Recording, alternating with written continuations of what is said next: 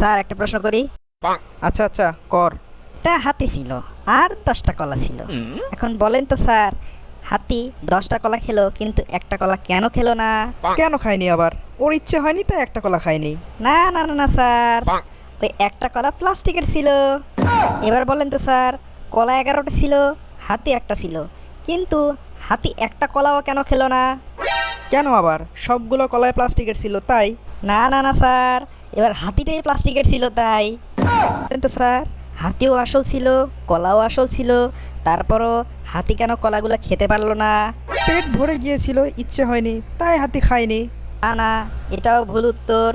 এবার হাতি টিভির ভিতরে ছিল আর কলা টিভির বাইরে ছিল।